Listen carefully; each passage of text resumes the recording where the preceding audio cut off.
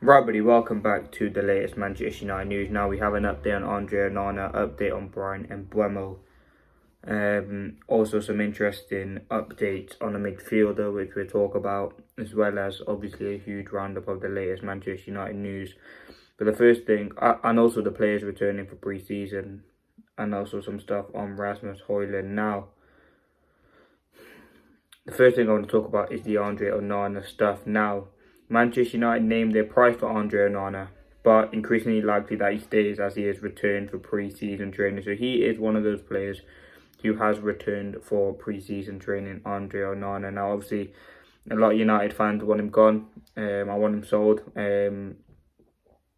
But yeah, this is what it said in the article. Manchester United put a 30 million price tag on goalkeeper Andre Onana, but the Cameroon goalkeeper looks increasingly likely to stay at Old Trafford this summer.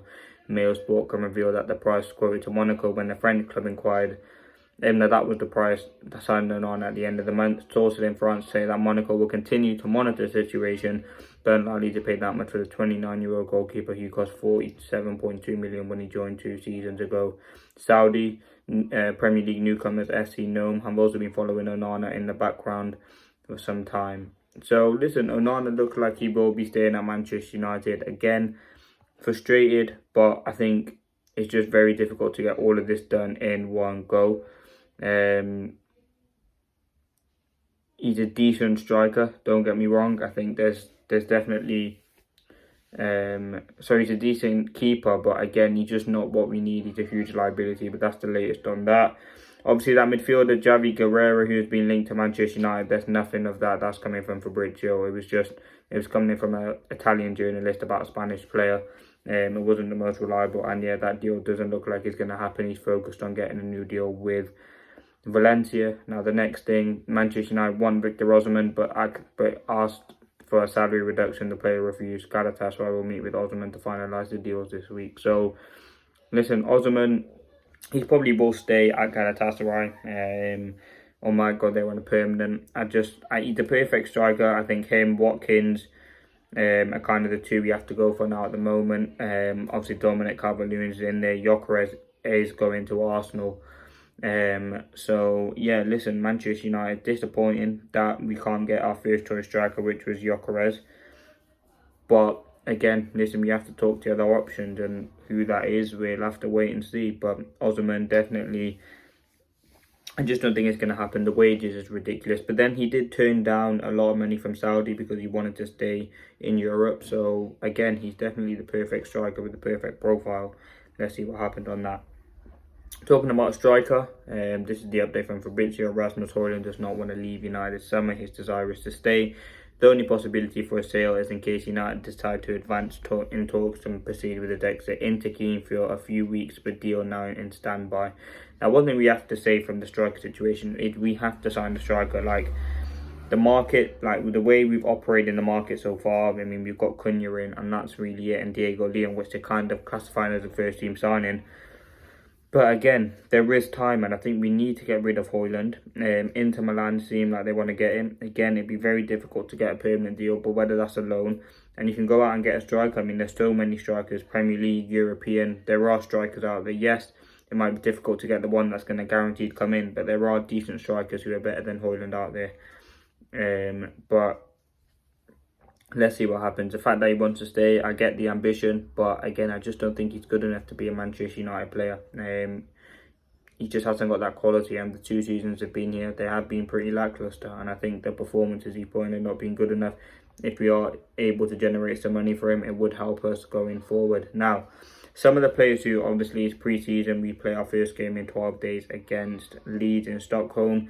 These are the players that have reported for pre-season training. Amas, Ahmad, Collier, Cunha, De Ligt, Fredrickson, Heaton, Heaven, Leon, Mainu, Mazraoui, Mount, Onana, Shaw, and Xerxes. So a lot of the players, like, you're missing Delo. Obviously, he's been given some extra time, so is Bruno Fernandes. You're missing the likes of Binder. You're missing Patrick Dorgu. You're missing Ugarte, Casemiro. Who else? Obviously, Garnacho, Rashford, Anthony, Sancho. These sorts of players have given extra time. But a lot of the players are starting to come back, and again, we're hoping MBUEMO can get done soon because he'll be the next one added to that. Cunha as well, first day in training. So yeah, that's the latest on the players who have returned. The next thing now, Amorim wants a striker, centre mid, centre back, and MBUEMO. So he wants 4 more signings realistically from the window, which I think is not out of the ordinary. I think we have to bring in players. I think obviously MBUEMO, in terms of striker, let's make a prediction on who it would be. It can't be Calvert-Lewin. I just have a feeling we will go for Ollie Watkins. Centre mid, obviously we've been linked to Ederson from Atalanta, obviously that Jerry Guerrero, but that ain't going to happen. Fabian Ruiz, we've been linked to quite a bit. Don't think we'll get him. I don't know who we're getting in midfield. We need someone who's powerful, can dictate play from deep, but who's that going to be, we don't know. Ideal would be someone like Wharton or Baleba, but I just don't think we're going to get him, and also the price would be absolutely ridiculous. Centre back, I mean, not having the goalkeepers on this crazy, but centre back, I mean, we've been linked to Diamande recently and Dika. Like, there are players out there, but yeah, listen, they're the players that he wants. And the last thing I want to talk about is a source suggests that a third bid for Bryan Mbeumo is not imminent. Now, we've obviously had the news from Fabrizio that United is still pushing for Bryan Mbeumo. We want to get that deal done as soon as we can. It's looking like that deal is progressing, but very, very slowly, bit by bit. We know the player wants to join Manchester United, but it's all about the last details getting done. And I think that's something Manchester United are continuing to focus on. I mean, it has been, 3-4 weeks now, or maybe longer than that, since we got that news about Bryan Mbeumo wanting to join Manchester United. And he's given his priority. Nothing has actually developed since then. So it is certainly interesting. There's obviously hope we're getting it done. But again, you look at typical Manchester United dragging out this deal for way longer than it has to be. Like, Chelsea have signed 2 players already in Gittins and João Pedro. Like, they got those deals done very, very quickly. United struggling with Mbeumo. Hopefully we can get the deal done. Let's see what happens. That has been your 7 PM update. Thank you for watching. As any other breaking news, we will give you some news.